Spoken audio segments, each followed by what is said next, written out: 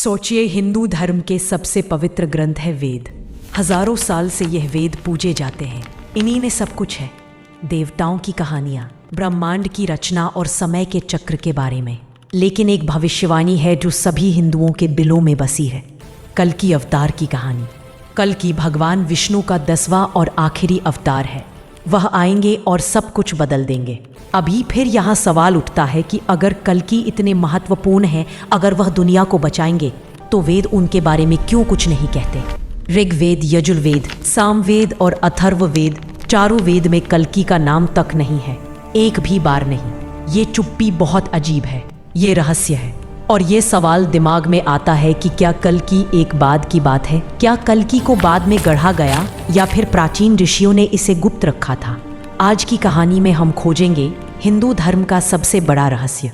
अगर आपको वीडियो पसंद आती है तो वीडियो को लाइक करें और चैनल को सब्सक्राइब करें ताकि इस तरह की वीडियो आप तक आती रहे। स्वागत है विश्व भक्ति में, जहां हम भारत की चमक दिखाते हैं। पहली बात जान लीजिए, वेद कल्कि के बारे में कुछ नहीं कहते।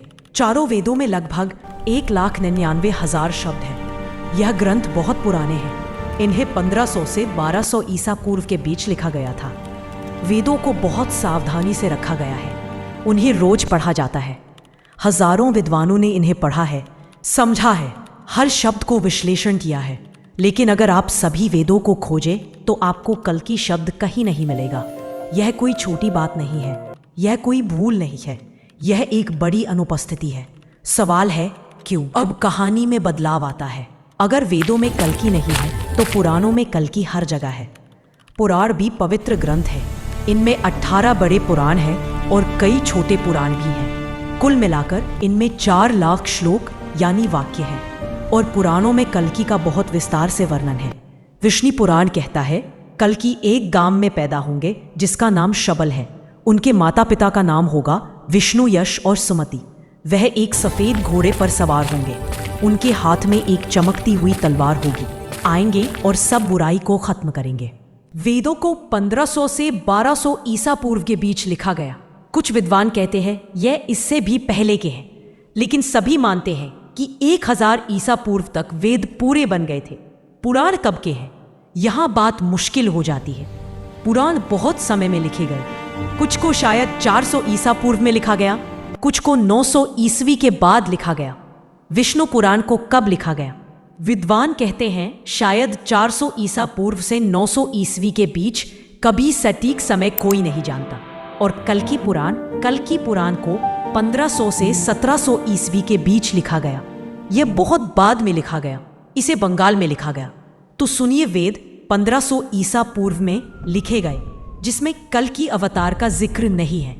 विष्णु पुराण 400 ईसा पूर्व से 900 ईस्वी में लिखे गए जिसमें कल्कि अवतार का जिक्र है। कल्कि पुराण 1500 से 1700 ईस्वी में लिखा गया जिसमें कल्कि अवतार के बारे में पूरा लिखा गया।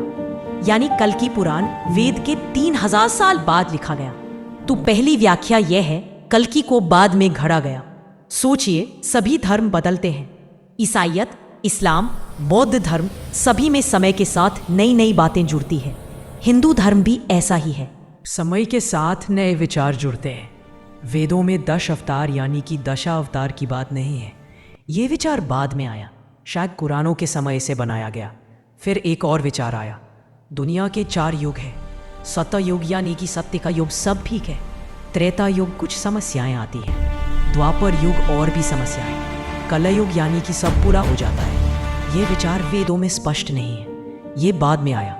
जब ये विचार आया कि दुनिया एक चक्र में चलती है, कि सब कुछ खराब होता जा रहा है, तब एक सवाल उठा, तो अंत में क्या होगा? कौन आएगा और सब ठीक करेगा? और इसी सवाल का जवाब था कल्कि।